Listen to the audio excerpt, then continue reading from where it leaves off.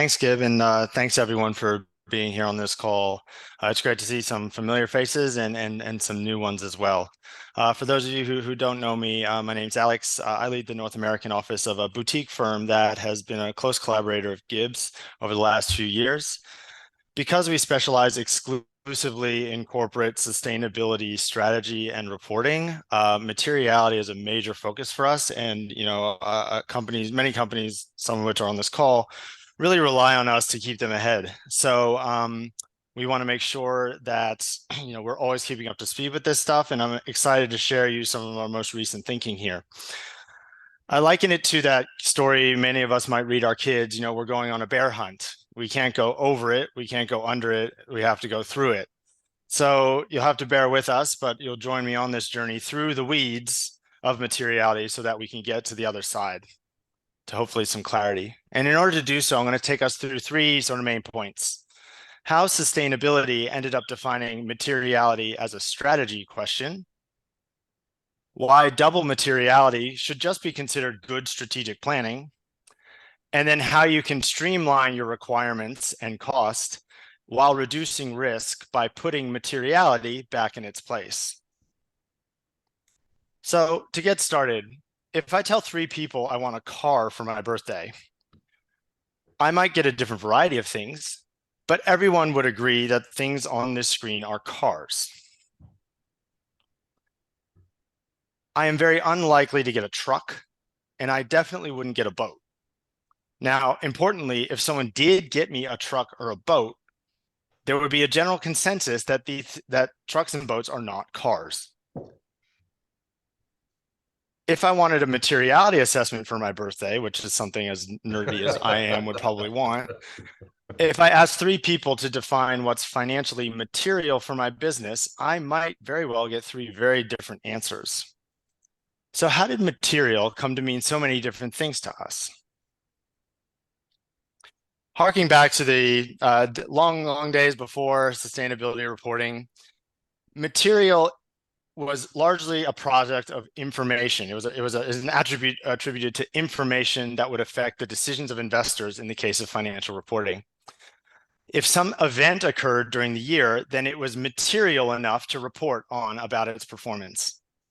Similarly, if there was an error in the financial statements that was big enough, that error in information was considered material enough to change the information that investors received, and it needed to be changed by the company.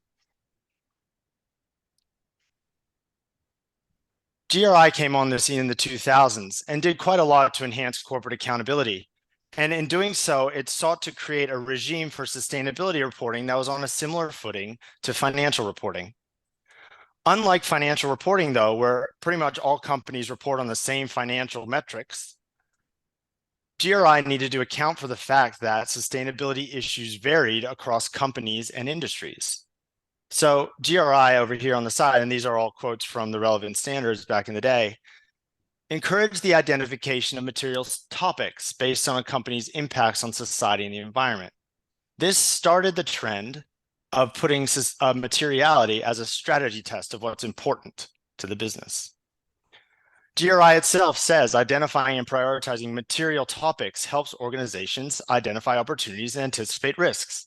These are strategic questions. GRI also understood that there might be cases where a topic is considered material, but a specific indicator could be deemed not material. And bear with me here, I know it's getting confusing, but this is, I think, core to the challenge we're facing. These tests are different. What is a material topic? What's strategically important to the business? And what might be material to report out to stakeholders? GRI's use of materiality as a strategic test was adapted further by the investment community in SASB, which sought to identify material risks and opportunities with reference to how they were significant for the business model in some way. How is sustainability going to affect the business? This is a strategic question. SASB itself said that they're assessing materiality at the level of the topics and not the level of the metrics. We now know that materiality assessment, by and large, is a strategic exercise for most of us. It seeks to define what risks and opportunities we should focus on. We also see a lot of evidence now about companies needing to make investments in material sustainability issues. This is very clearly a strategic question of what a company should invest in, rather than a question about information.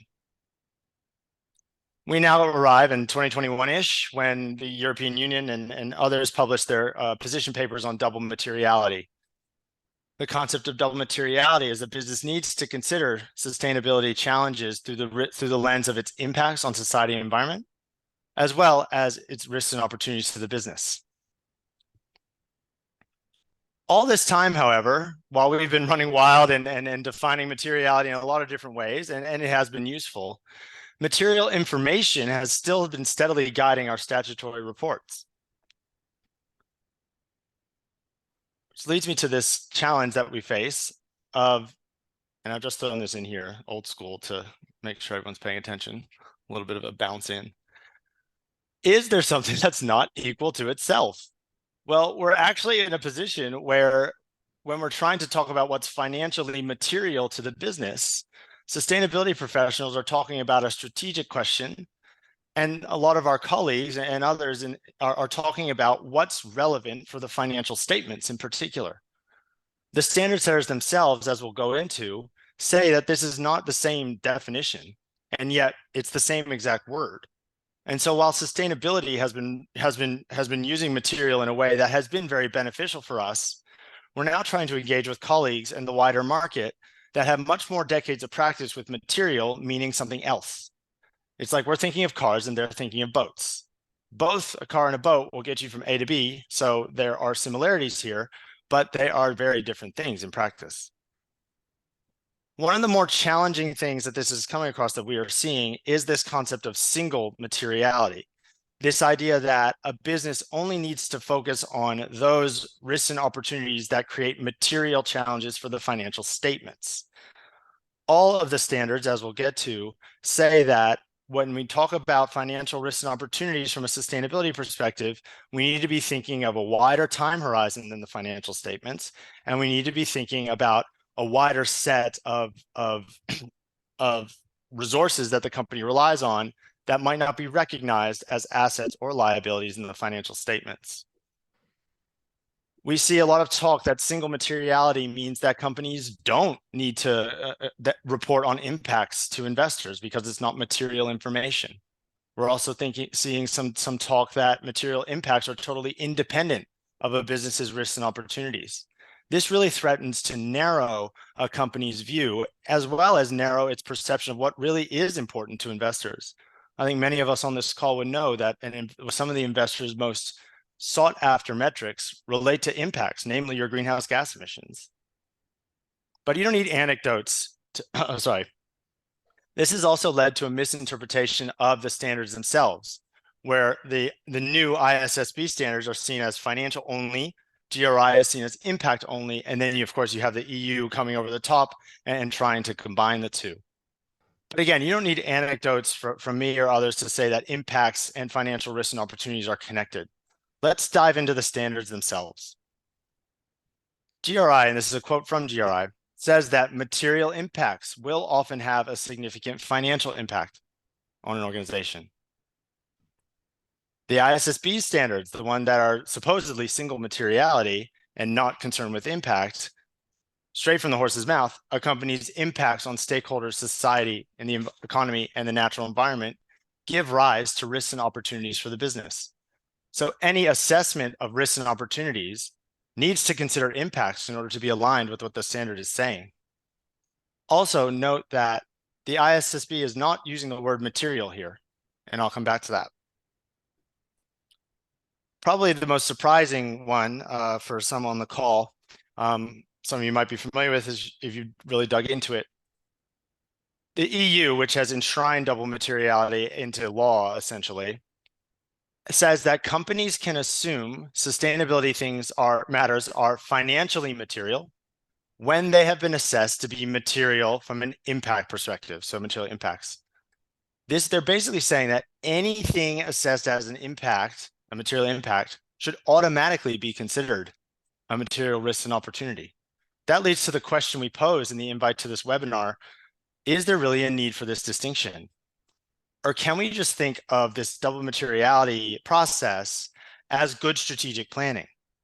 No longer can we think of these sustainability challenges as separate to the business, but we just need to have a process that understands our impacts, how they might turn into risks and opportunities, and any other sustainability challenge that we face, right? It also means that many have called this a boring argument, and it like kind of is, to be honest. But I think that one of the main reasons why is that there's actually significant alignment between all the different standards when it comes to this position of how we should think about our business and how it interacts with sustainability issues. You don't need to complete a ton of different materiality assessments for every single standard. One assessment that covers both perspectives and relates to the business model itself will give you what you need. The difference between the standards is more about who you're reporting to, which is what I'll now move to.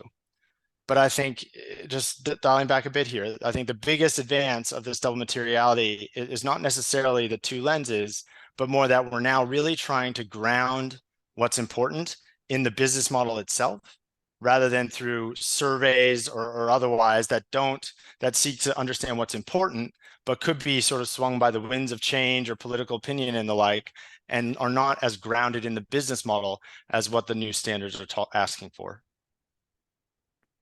So what's the solution? Well, the solution, again, in our view, is in the standards itself. And that's to put this materiality concept back in its place as material information. And I'll explain more here. I know we're a little bit in the weeds, but I look forward to questions, and I'll have an example coming up, okay? The ISSB noted that the term significant, which is what they had in their standard and to describe risks and opportunities, was meant to assess businesses in identifying the risks and opportunities to report on, and material was intended to be used in determining the information to provide. So finally, we have a different word for the car and the boat. Now, some other evidence is in the standard as to why these are distinct tests.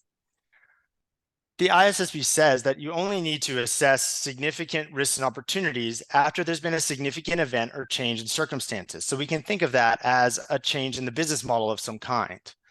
Whereas you need to assess material information every reporting period.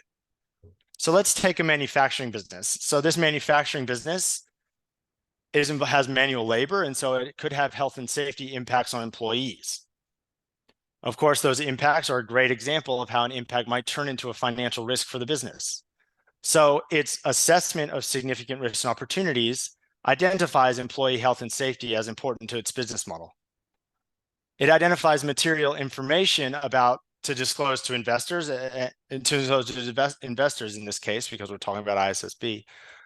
It's going to disclose its policies, procedures, and action plans related to manufacturing safety, as well as its metrics and targets. Fatality rates, days away restricted time, lost time, sorry, I don't need to go through all of them, but basically it's governance, strategy, risk management, and metrics and targets for this key issue. In year 2, there's an employee fatality at the company's manufacturing site. The fact that there's a fatality does not change the fact that it's important for the business model. The business model has not changed. The fatality is instead a reflection of the company's performance. And so what the fatality does do is it changes the material information that's relevant for investors to understand performance. So in year 2, the company should include information on the fatality, any remediation actions, any regulatory penalties, any legal action. Importantly, you're not just going to update your metric to change your fatality rate, and that's it. In year 3, there's no fatalities. This still doesn't change the fact that employee health and safety is significant for the business model. It will change the material information. It might go back to being more like year 1, but there might also be a need to still disclose the process of corrective action plans, anything else that's still going on related to the incident.